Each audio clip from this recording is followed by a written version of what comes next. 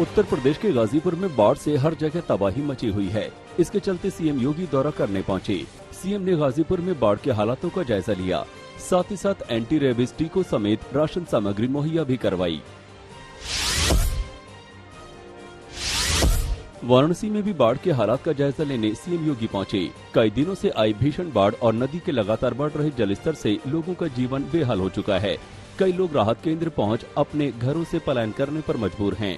वहीं वाराणसी पहुंचे सीएम ने घाटों का निरीक्षण कर अधिकारियों के साथ बैठक भी की। वाराणसी के डोमरी गांव में आधे से ज्यादा घर पानी में डूब चुके हैं।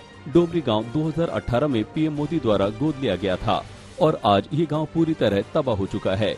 कई घरों पर बाढ़ के चलते ताले पड़े हैं, तो कई वहां से निकलकर राहत केंद्र में जा चुके हैं।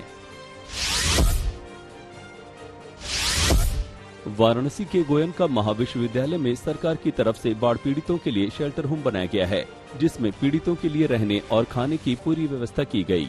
शेल्टर होम में 300 से ज्यादा लोगों के लिए हर दिन खाना बनाया जाता है। हालांकि बाढ़ पीड़ित घर डूबने से काफी परेशान हैं, वहीं शेल्टर होम ही उनका सहारा बने हुए हैं।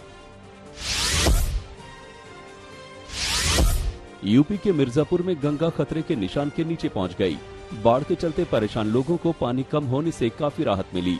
गंगा का पानी हर घंटे 4 सेंटीमीटर की रफ्तार से कम हो रहा है। प्रशासन फिलहाल लोगों को बाढ़ग्रस्त इलाकों में बोट से लगातार सतर्क कर रही है। उत्तराखंड के बागेश्वर में बारिश के चलते लैंडस्लाइड से यातायात रुक गया। सड़क पर यातायात रुकने से ग्रामीण पैदल चलने पर मजबूर हो गए। हालात देखकर ग्रामीणों ने रास्ते की जल्द मरम्मत कराने की मांग की है। हालांकि लगातार हो रही बारिश से मरम्मत का काम शुरू नहीं हो पाया है।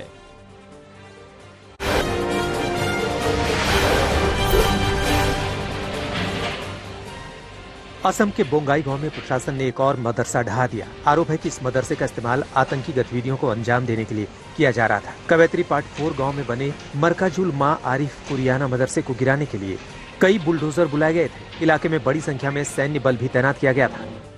असम में हाल ही में इमाम और मदरसे के शिक्षकों समेत 37 लोगों को गिरफ्तार किया गया था। इन पर आरोप था कि आतंकी संगठनों AQIS और ABT से जुड़े हैं। इनकी गिरफ्तारी के बाद से ही प्रशासन मदरसों को गिराने की कार्रवाई कर रहा है।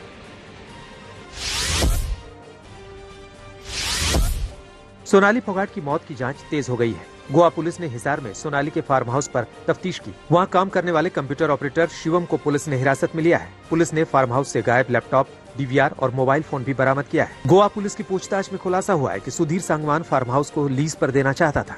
उधर गोवा पुलिस गुरुग्राम भी जा सकती है, जहाँ सोनाली फोगाट के फ्लैट्स हैं।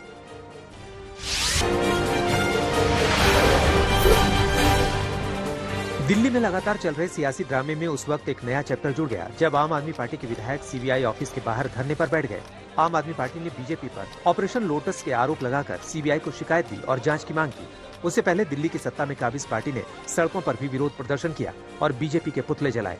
इन सब के बीच बीजेपी के गौरव भाटिया और आम आदमी पार्टी के सौरभ भारद्वाज के बीच सड़क पर नोकझोंक की तस्वीरें सामने आई। दरअसल आज तक के शो हल्ला बोल में गौरव भाटिया ने 500 स्कूलों के दावे को लेकर सौरभ भारद्वाज को चुनौती दी थी।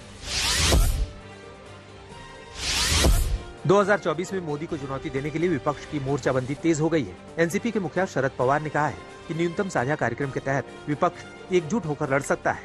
पवार के बयान के बीच तेलंगाना के मुख्यमंत्री बिहार दौरे पर हैं। उन्होंने मुख्यमंत्री नीतीश कुमार और डिप्टी CM तेजस्वी यादव से मुलाकात की। नीतीश कुमार से मुलाकात के बाद KCR ने केंद्र सरकार पर निशाना साधा और कहा कि धर्म के नाम पर उकसाने का काम हो रहा है। कांग्रेस के अध्यक्ष सोनिया गांधी की मां पाउला माइनो का 27 अगस्त को इटली में निधन हो गया। 97 साल की उम्र में उन्होंने आखिरी सांस ली। पार्टी के वरिष्ठ नेता जयराम रमेश ने ट्वीट कर जानकारी दी कि उनका अंतिम संस्कार 30 अगस्त को किया गया। प्रधानमंत्री नरेंद्र मोदी ने राहुल गांधी की नानी के निधन पर शोक जताया। उन्होंने ट्वीट कर कहा कि इस दुख की घड़ी में परिवार के साथ उनकी संवेदनाएं हैं। सोनिया गांधी इस वक्त विदेश में है। उनके साथ बेटे राहुल गांधी और बेटी प्रियंका गांधी भी गए हैं। झारखंड के सत्ताधारी विधायकों ने छत्तीसगढ़ के रिजॉर्ट में डेरा डाल रखा है। इस बीच छत्तीसगढ़ में रिजॉर्ट के पॉलिटिक्स को लेकर बीजेपी हमलावर है और फिजूल खर्ची का आरोप लगा रही है। इस बीच दुमका में अंकिता की मौत को लेकर सियासत तेज हो गई है। दिल्ली से बीजेपी के नेताओं का प्रतिनिधिमंडल दुमका पहुंचा, जिसमें मनोज तिवारी, निशिकांत दुबे और कपिल मिश्रा शामिल हैं। बीजेपी के नेताओं ने अंकिता के घर वालों से मुलाकात की है।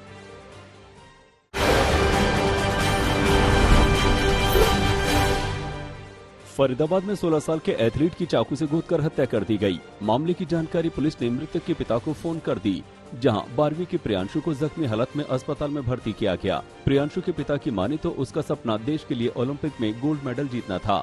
फिलहाल पुलिस ने मामला दर्ज कर तत्काल कार्यवाही शुरू कर दी है।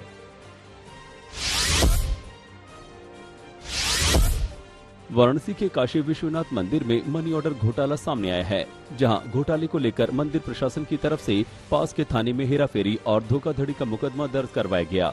मंदिर प्रशासन ने सहायक कंप्यूटर ऑपरेटर के खिलाफ शक जताकर मामला दर्ज करवाया है। घोटाले को देख मंदिर प्रशासन अब पिछले 10 साल के मनी ऑर्डर का रिकॉर्ड खंगालने में भी जुट गई है।